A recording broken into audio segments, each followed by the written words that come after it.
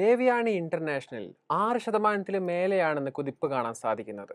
നമുക്ക് ഇതിന്റെ പിന്നാലെയുള്ള ഒരു ഫണ്ടമെന്റൽ ആസ്പെക്റ്റും എന്താണ് ദേവയാനി എന്നുള്ള ഒരു കമ്പനി നമുക്ക് ചെയ്യുന്നതും ഇത്തരമൊരു അവരുടെ ഒരു QSR സെക്ടർ ഓവർവ്യൂവും തായ്ലൻഡ് മാർക്കറ്റ് അനാലിസിസും ഈ ഒരു ഡീലും നമുക്ക് ബ്രോക്കറേജസ് റിവ്യൂവിനെ കുറിച്ച് നമുക്ക് നോക്കാം.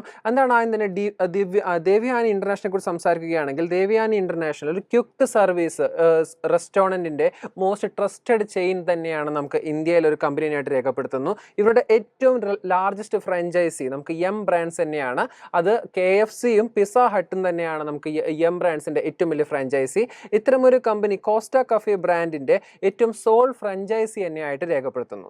നമുക്ക് QSR മാർക്കറ്റിനെ കുറിച്ച് നോക്കേണ്ടതുണ്ട്. ക്വിക്ക് സർവീസ് റെസ്റ്റോറൻറ്റിനെ കുറിച്ച് നമ്മൾ വിലയിരുത്തുകയാണെങ്കിൽ Q1 ആവട്ടെ Q2 ആവട്ടെ വളരെ ഒരു സ്ലോ പേസ് ആണ് ഗ്രോത്ത് ഇവർ രേഖപ്പെടുത്തിയിരുന്നത്. നമുക്ക് ഡിമാൻഡിലും ആവട്ടെ ഒരു ഗ്രോത്തിലും ആവട്ടെ ഒരു ഇടിവ് അവർ രേഖപ്പെടുത്തിയപ്പോൾ അനലിസ്റ്റ് വ്യൂ പ്രകാരം ഇനി വരാനിരിക്കുന്ന Q3 റിസൾട്ടുകളിൽ നല്ല ഒരു റിക്കവറി നമുക്ക് കാണാൻ സാധിക്കുമെന്ന് അനലിസ്റ്റ് രേഖപ്പെടുത്തലുണ്ടായിരുന്നു.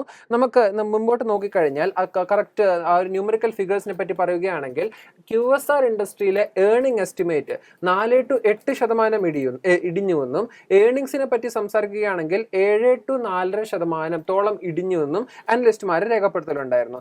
എബിഡ മാർജിൻ കുറഞ്ഞതിന്റെ കാരണം നമുക്ക് റോ മെറ്റീരിയൽ കോസ്റ്റിന്റെ ഇൻഫ്ലേഷനും ആവട്ടെ എംപ്ലോയി കോസ്റ്റിന്റെ വർധനവാവട്ടെ നമുക്ക് റെന്റ് എക്സ്പെൻസസിന്റെ വർധനവാവട്ടെ എന്നൊക്കെയാണ് അനലിസ്റ്റുമാരെ രേഖപ്പെടുത്തൽ.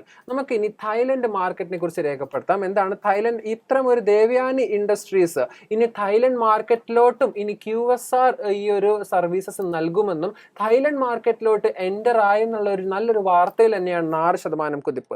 അപ്പൊ നമുക്ക് അനലിസ്റ്റുമാരുടെ രേഖപ്പെടുത്തൽ നോക്കാം. ഇത്തരം ഒരു തായ്ലൻഡ് മാർക്കറ്റിലോട്ട് കിടക്കുമ്പോൾ ഇനി അവർക്ക് ഗ്രോത്ത് ആസ്പെക്ട്സിനെ കുറിച്ച് മനസ്സിലാക്കേണ്ടതായിട്ടുണ്ട്.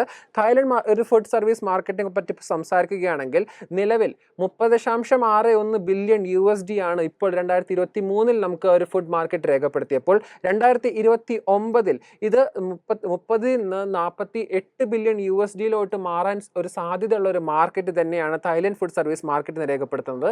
ഇതിൽ ഏറ്റവും കൂടുതൽ മാർക്കറ്റ് ഷെയർ തന്നെ കീഴ്പ്പെടുത്തിയിരിക്കുന്നത് 51% ഒരു മാർക്കറ്റ് ഷെയർ കീഴ്പ്പെടുത്തിയിരിക്കുന്നത് ക്വിക്ക് സർവീസ് റെസ്റ്റോറൻറ്റ് തന്നെയാണ്. അതേ ഒരു സെഗ്മെന്റിൽ തന്നെയാണ് നമ്മളുടെ ദേവയാനി ഇൻഡസ്ട്രീസും ഈ ഒരു സർവീസസ് എക്സ്പാൻഡ് ചെയ്തിരിക്കുന്നത്. നമ്മൾക്ക് അവരുടെ ഒരു CAGR കൂടി വിലയിരുത്തുമ്പോൾ 7%, 7.5% അവരുടെ നോർമൽ ഈ ഒരു ഇൻഡസ്ട്രീനെ വളർച്ച രേഖപ്പെടുത്തുമ്പോഴാണ് ഇത്തരം ഒരു QSR ഇൻഡസ്ട്രീൻ്റെ ആ ഒരു വളർച്ച അവിടെ രേഖപ്പെടുത്തുന്നത് 8.22%. അപ്പം നമുക്ക് ഈ തായ്ലൻഡ് മാർക്കറ്റിനെ കുറിച്ച് വിലയിരുത്തിയതിന് ശേഷം നമുക്ക് ഇത്തരം ഒരു കൊളാബറേഷനെ പറ്റിയും കൂടി അറിയാം. ഇത്തരം ഒരു തായ്ലൻഡ് മാർക്കറ്റിൽ അവർ എൻ്റർ ചെയ്യുന്നത് ഒരു ജോയിന്റ് കൊളാബറേഷൻ വെച്ച് തന്നെയാണ്. ദേവയാനി ഇന്റർനാഷണൽ ലിമിറ്റഡും ദമാസക് ഹോൾഡിങ്സും തന്നെയാണ് ഇത്തരം ഒരു ജോയിന്റ് കൊളാബറേഷൻ ആയിട്ടാണ് ഇത്തരം ഒരു മാർക്കറ്റ് കീഴ്പ്പെടുത്താൻ അവർ താല്പര്യപ്പെടുന്നത്.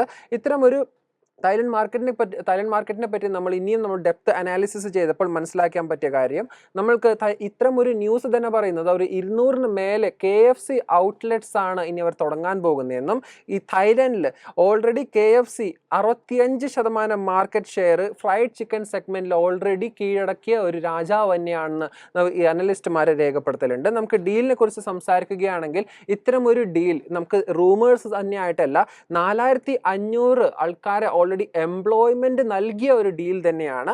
അപ്പോൾ നമുക്ക് ഇത്തരം ഒരു ഓർഡർ നമുക്ക് ഈ ഒരു 2024 മാർച്ച് 31 തന്നെ ഡീൽ കംപ്ലീറ്റ് ആകുമെന്നും മാനേജ്മെന്റ് രേഖപ്പെടുത്തി. നമുക്ക് ഈ വരുന്ന ജനുവരി 11 അതായത് അടുത്ത മാസം എക്സ്ട്രാ ഓർഡിനറി ജനറൽ മീറ്റിംഗ് മൂലം തന്നെ ഷെയർ ഹോൾഡേഴ്സിന്റെ ഒരു അപ്രൂവൽ തന്നെ രേഖപ്പെടുത്തുമെന്നും കമ്പനി മുമ്പോട്ട് ഈ ഒരു ആശയം താല്പര്യപ്പെടുത്തുന്നുണ്ടായിരുന്നു. ബ്രോക്കറേജിനെ പറ്റി സംസാരിക്കുകയാണെങ്കിൽ നമുക്ക് ആദ്യം തന്നെ CLSAയുടെ റേറ്റിംഗ് കൂടി നോക്കാം. CLSA പറയുന്നത് ഔട്ട് പെർഫോം കോളാണ് നൽകിയിരിക്കുന്നത്. ടാർഗറ്റ് വിലയായി 211 എന്നുള്ള ഒരു ലെവൽ പരിഗണിക്കാൻ സാധിക്കുമെന്നും ജെഫ്രീസ് ഒരു ഹോൾഡ് റേറ്റിംഗ് ആണ് നൽകിയിരിക്കുന്നത്. 190 ആണ് അവരുടെ ടാർഗറ്റ് വിലയാണ് അവർ രേഖപ്പെടുത്തിയിരിക്കുന്നത്. മോത്തിലാൽ ഓസ്വാളിനെ പറ്റി സംസാരിക്കുകയാണെങ്കിൽ മോത്തിലാൽ ഓസ്വാളുമാവട്ടെ ഒരു തുടർച്ചയായിട്ടുള്ള ഒരു ബൈ റേറ്റിംഗ് തന്നെയാണ് നൽകിയിരിക്കുന്നത്. ടാർഗറ്റ് വിലയായി 220 എന്നുള്ള ലെവൽ പരിഗണിക്കപ്പെടുന്നു മോത്തിലാൽ ഓസ്വാളും രേഖപ്പെടുത്തി. നമുക്ക് ആ ഒരു ടെക്നിക്കൽ ആസ്പെക്റ്റും കൂടി നമുക്ക് നോക്കാം. എന്താണ് എക്സ്പേർട്സ് വിലയിരുത്തൽ? നമ്മൾ വീക്ക്ലി ചാർട്ട് നോക്കുകയാണെങ്കിൽ ഒരു ബ്രേക്ക് ഔട്ട് ലെവലിലാണ്, ഇപ്പോൾ 192 ലെവലിലാണ് ഇപ്പോൾ കാണാൻ സാധിക്കുന്നത്. ഈ ആഴ്ചത്തെ ഈ ഒരു വീക്ക്ലി ക്ലോസിംഗ് ഒരു 195 മേലെ ലഭിക്കുകയാണെങ്കിൽ 195 എന്നുള്ള ഒരു ബ്രേക്ക് ഔട്ട് ലെവൽ നമ്മൾ സപ്പോർട്ടാക്കി മാറ്റി നിർത്തുകയാണെങ്കിൽ തുടർച്ചയായിട്ടുള്ള ഒരു നമുക്ക് അപ്വേർഡ് കണ്ടിന്യൂഷൻസ് കാണാൻ സാധിക്കും. 201 എന്നുള്ള ഫസ്റ്റ് റെസിസ്റ്റൻസും 233 എന്നുള്ള ഒരു സെക്കൻഡ് റെസിസ്റ്റൻസും, അതായത് ഇവിടെ തന്നെ ഒരു 20% ഇത്തരം ഒരു ബ്രേക്ക് ഔട്ട് ചെയ്താൽ 20% തന്നെ അപ്സൈഡ് പൊട്ടൻഷ്യൽസ് ആണ് എക്സ്പേർട്സും ടെക്നിക്കലായിട്ട് വിലയിരുത്തിയിരിക്കുന്നത്.